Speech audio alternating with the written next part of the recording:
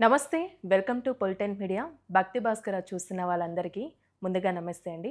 ప్రస్తుతం మనతో ఉన్నారు ప్రముఖ ఆధ్యాత్మికవేత్త బట్టిబోలు విజయలక్ష్మి గారు ఉన్నారు. మరి అమ్మతో మాట్లాడి మనకున్న సందేహాల గురించి అడిగి తెలుసుకుందాం. నమస్తే అమ్మ. నమస్తే అమ్మ. అమ్మ, ఇప్పుడు మనం వీడియోస్ చేసేటప్పుడు ఏదైనా ఒక వీడియోలో ఆలయానికి సంబంధించిన విశిష్టత అనుకోవచ్చు, అక్కడున్న ప్రత్యేకమైన విషయాల గురించి మనం ప్రతిసారి మాట్లాడుకుంటూ ఉంటాం.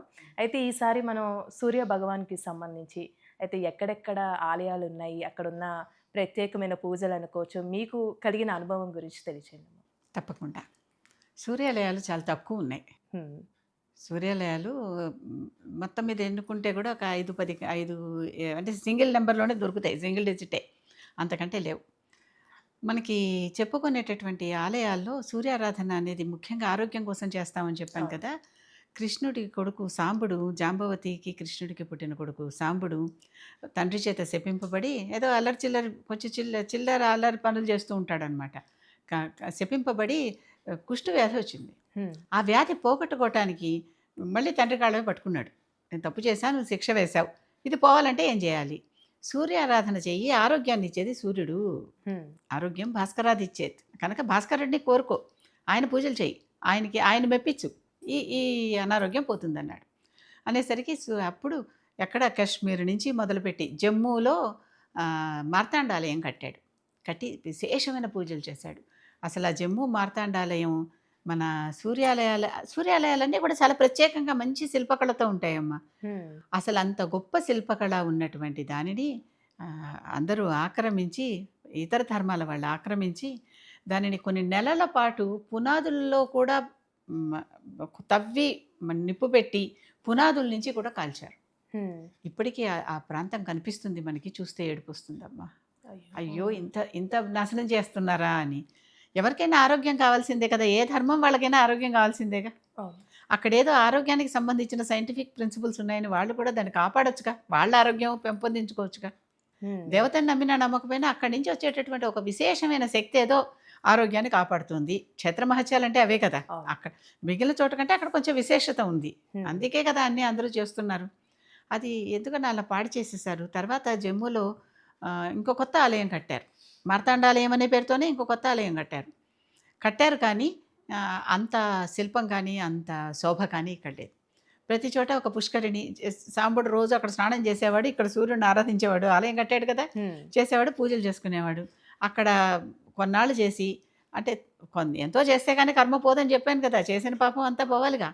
కనుక మళ్ళీ అక్కడి నుంచి ఒక్కొక్క చోటికి చేసుకుంటూ వచ్చి, తర్వాత గుజరాత్‌లో మొధేరాలో ఆ మొధేరా ఆలయాన్ని ఈ మధ్యన మోదీ గారు ప్రైమ్ మినిస్టర్ అయ్యాక దానికి ఉత్సవాలు చేస్తున్నారు. హుహు. ఉత్సవాలు అంటే కోణార్క్‌లో ఎలా అయితే ఉత్సవాలు చేస్తున్నారో అక్కడ కూడా ఉత్సవాలు చేయాలని చెప్పి చేసి అక్కడ ఆలయంలో శిల్పం కూడా చాలా అద్భుతంగా ఉంటుంది.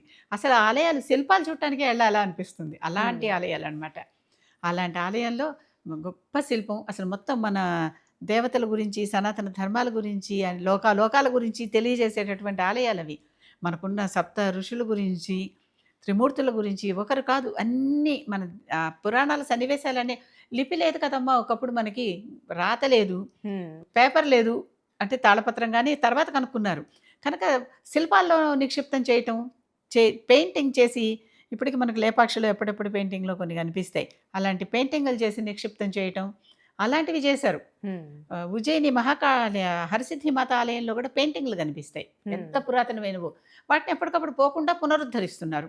అంటే అలాగే తప్పితే మనకి ఆ సమాచారాన్ని దాచుకోవటానికి లేతే శ్లోకాలు. అవేమో హ్మ్. నోటితో చెప్పుకునేవి. అవును. ఇంతవరకే మనకి అంటే పాతకాలపు విశేషాల్ని ఎలా దాచాలి? How to preserve it for future generations. హ్మ్. ఆ ప్రిజర్వేషన్ అనమాట ఇదంతా. అవి జరిగినాయి. జరిగి చక్కగా మనకి ఆ ఆలయాలు కనిపిస్తాయి. అటువంటి ఆలయంలో లోపల మూల విరాట్టు లేదు, ఎత్తుకుపోయారు. అయ్యో! ఆ ఆ! మూల విరాట్టు నుంచి రోజు సూర్యుడొచ్చి అక్కడ పాదాల మీద నమస్కరిస్తాడు. ఆ! నిత్య జీవితంలో మనం బయట ప్రత్యక్ష సూర్యనారాయణుడొచ్చి ఈ సూర్యనారాయణ విగ్రహం దగ్గరికొస్తాడు. హుహు. అక్కడ ఒక ఎక్కడైనా సరే ఒక బ్రహ్మాండమైన పుష్కరిణి ఉంటుందమ్మా. ఆ పుష్కరిణిలో స్నానం చేసి ఈ సూర్యుడు అర్చన చేసేవాడు సాంబుడు. హ్మ్. అలాంటి చోట ఈ పుష్కరిణిలో అసలు ఆ పుష్కరిణిలో ఉన్నటువంటి ఉపాలయాలు గాని, పుష్కరిణి మెట్ల మీద ఎన్ని మెట్లు అది అసలు స్టెప్ వెల్ లాగా తయారు చేశారు దాన్ని. ఎంత బావుంటుందో! హ్మ్. అన్నీ కూడా ప్రతి ఒక్క దాంట్లోనూ ఎక్కడో ఒక చోట కత్తివేటు కనబడుతుంది. కత్తి వేటు. ఆహా! నరికేశారు. మొత్తం. ఎంత చేసినా కూడా బ్రహ్మకు గడ్డం నరికేసో, సరస్వతికి చెయ్యి నరికేసో, ఓ చిన్న ముప్పాలయంలాగా చిన్న ఆలయం ఉంటే దాని గోపురం నరికేసో అలాగే కనిపిస్తాయి. హుహు. చేతులు నరికేసి, కాళ్ళు నరికేసి ఇట్లాగే ఉంటాయి అన్నీ. అలాంటి ఆలయం అన్నమాట అది. అక్కడ చాలా శిల్ప సంపద చూడటానికి, ఆ పుష్కరిణి చూడటానికి, కాసేపు దుఃఖించటానికి ఇవన్నీ పోయాయి అని. నిజంగానే ఆ దుఃఖం ఆటోమేటిక్‌గా వచ్చేస్తుంది అక్కడికెళ్ళిన వాళ్ళకి. అటు మార్తాండాలయం చూసినా, ఇటు మొధేరా హ్మ్. సూర్య దేవాలయం చూసినా ఆ దుఃఖం వచ్చేస్తుంది. దుఃఖం రాకపోతే అసలు మనిషి గారు. అవును. అలాంటివి నాశనం చేసినందుకు. అలా దుఃఖం వచ్చేస్తుంది. అలాంటి ప్రదేశాలనమాట అవి. అక్కడంతా సూర్యారాధన చాలా విశిష్టం. ఆ క్షేత్రానికే ఆ మహత్యం ఉందని.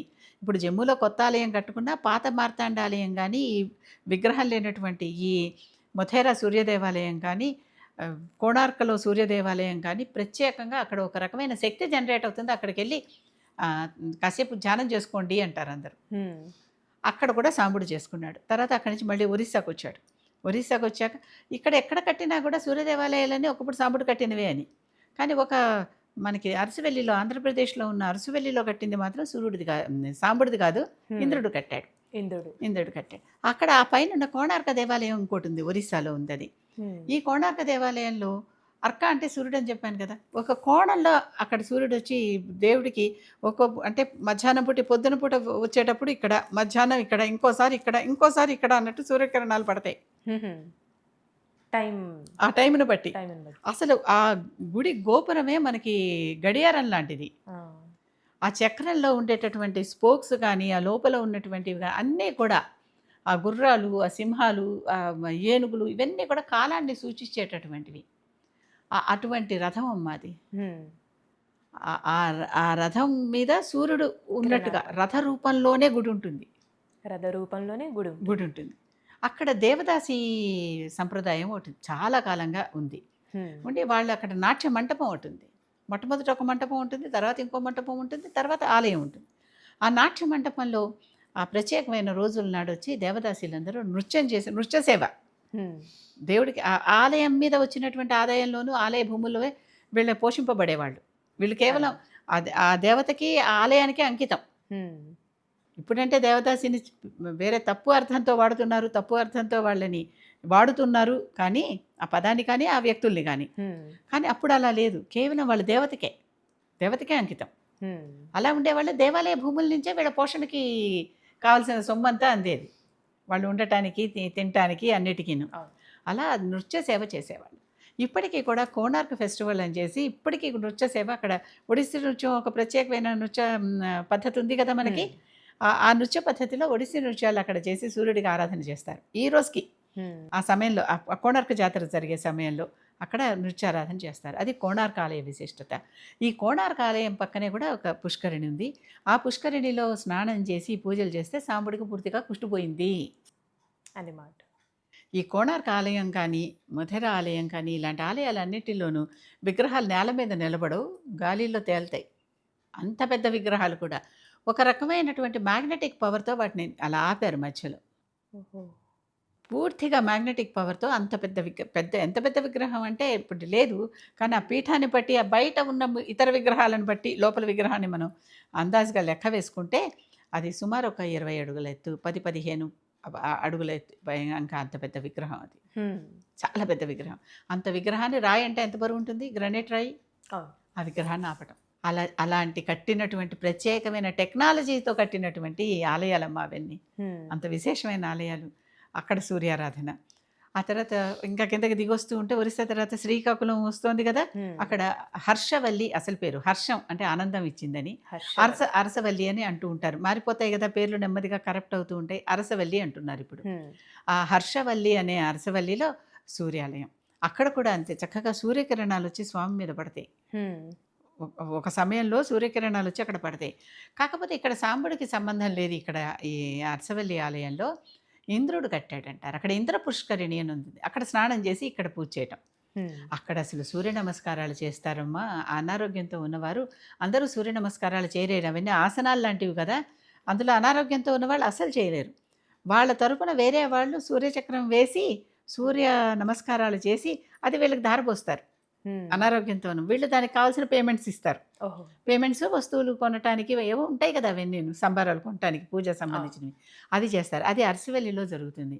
ఈ రోజుకి అరసవెల్లిలో ఆరోగ్యం సరిగా లేని వారు అక్కడికి వెళ్ళి అక్కడున్న పూజారుల్ని పండితుల్ని సంప్రదించి ప్రత్యేకమైన దినాల్లో సూర్య ఆరాధన సూర్య నమస్కారాలు చేయించుకోవటం మంచిది. సూర్యచక్రంలాగా వేసి అక్కడ ఆవాహన చేస్తారనమాట సూర్యుడిని చేసి దానికి సూర్య నమస్కారాలు చేస్తారు. ఎంతోమంది చేస్తూ కనిపిస్తారు. చాలా అసలు చూడటానికి ఆశ్చర్యంగా ఉంటుంది. అవి పైగా 1, 2 ఒక నమస్కారంలో 12 పోజులు ఉంటాయి. మళ్ళీ ఆ 12 మళ్ళీ తిరిగి రిట్రీవింగ్ అంటే మొత్తం 24 ఉంటాయి. అక్కడితో కూడా అయిపోదు. ఇవి ఇలాంటివి 108 చేస్తారు. 108 టైం కూడా పడుతుంది. అదే అంత చేసేటటువంటి పూజ జరుగుతుందమ్మా అక్కడ. అక్కడికి బలరాముడు కూడా వచ్చి పూజ చేసుకున్నాడని చెప్తారు. అంత గొప్ప విశేషమైన ఆలయం అరసవెల్లి ఆలయం. అక్కడ దాకా చెప్పుకుంటున్నాం కదా. మన హైదరాబాద్లోనే మనం ట్విన్ సిటీస్ అంటాం కదా, ఇప్పుడు చాలా 3-4 సిటీలుగా కూడా మారిపోతుంది ఇది. సికింద్రాబాద్లో తిరుమలగిరి అని ఒక ఏరియా ఉంది. ఆ తిరుమలగిరిలో గిరి అంటేనే కొండ అని అర్థం కదా, ఒక చిన్న గుట్ట ఉంది. ఆ గుట్టలో ఒక గుహలో సూర్యుడు వెలిశాడు. అక్కడ ఈ రోజుకి చక్కగా సూర్యుడి కిరణాలు పడతాయి. అక్కడ సూర్యారాధన చేస్తారు. సూర్యుడికి మొక్కులు మొక్కుకుంటారు. ఆ గుడి చుట్టూ అంటే ఆ గుహ చుట్టూ ప్రదక్షిణాలు చేస్తారు. అది మనం తిరుమలగిరికి వెళ్ళేటప్పుడు ఒక పెట్రోల్ బంక్ అని ఒక పెద్ద జంక్షన్ వస్తుంది. ఆ జంక్షన్ నుంచి పక్కన లెఫ్ట్ సైడ్ వెళ్తే అక్కడ మళ్ళీ రైట్ సైడ్కి వెళ్తే సూర్య ఎంక్లేవ్, అరుణ ఎంక్లేవ్ అని ఎంక్లేవ్లు కనిపిస్తాయి. అంటే కాలనీస్ అనమాట. సూర్య అరుణ అంటే అన్ని సూర్యుడికి సంబంధించినవే కదా. అక్కడే ఉంది ఆ సూర్య ఎంక్లేవ్, అరుణ ఎంక్లేవ్లోనే ఉంది ఈ గుట్ట. అరుణ ఎంక్లేవ్ గలీలోకి తిరిగి బోర్డులు ఉంటాయి, తెలిసిపోతుంది ఎవరికైనా. గలీలోకి తిరిగి అక్కడ సూర్యాలయం ఎక్కడంటే ఎవరైనా చెప్తారు, లేదా మనకే కనిపిస్తుంది. అక్కడ సూర్యాలయం ఉంది. పురాతన కాలపు సూర్యాలయం ఉంది. ఇప్పుడు అక్కడ విశేషంగా పూజలు జరుగుతాయి. అక్కడ మొక్కులు మొక్కుతారు.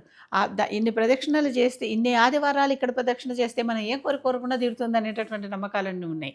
అంటే మామూలుగా సూర్యుడిని ఆరాధించేది ఎప్పుడు ఆయుష్యం, ఆరోగ్యం, అంతే. ఆ విషయంలోనే ఎక్కువగా. కానీ ఇక్కడ అలా కాదు. ఈ సూర్య ఎంక్లేవ్లో, అరుణ ఎంక్లేవ్లో ఉన్నటువంటి సూర్యుని ఆలయంలో గుహాలయం, దాంట్లో మనం ఏం మొక్కుకున్నా కూడా ఇన్ని ఆదివారాలు ఇన్ని ప్రదక్షిణలు చేయాలనేదో లెక్క ఉంటుంది అక్కడ. అన్ని చేస్తే వాళ్ళకి కోరిక తీరుతుంది, ఇల్లు కట్టుకుంటారు, పెళ్ళిళ్ళు అవుతాయి, ఇలాంటివన్నీ అక్కడ కూడా ఉన్నాయి. కనుక ఎక్కడికో వెళ్ళలేకపోతే ఆరోగ్యం కావాలనుకున్నటువంటి వారు మన పక్కనే అంటే ఇంతకంటే దగ్గర ఇంకోటి లేదు కనుక దాని పేరు చెప్తున్నాను. తిరుమలగిరిలో సూర్యనారాయణ స్వామి ఆలయానికి వెళ్ళి అక్కడ పూజలు చేసుకున్నా కూడా కావలసినంత ఆయుష్యం, ఆరోగ్యం. ఇన్ని సూర్య దేవాలయాలు మనకున్నాయి. కశ్మీర్ నుంచి మొదలుపెట్టి తిరుమలగిరి దాకా చెప్పుకున్నాం. కనుక ఈ ఆలయాలన్నీ కూడా మనం అవకాశం ఉన్నప్పుడు దర్శించుకోవచ్చు, అక్కడ ఆరోగ్యాన్ని పొందొచ్చు. చాలా చక్కగా తెలియజేశారమ్మా. ధన్యవాదాలు. నమస్కారం.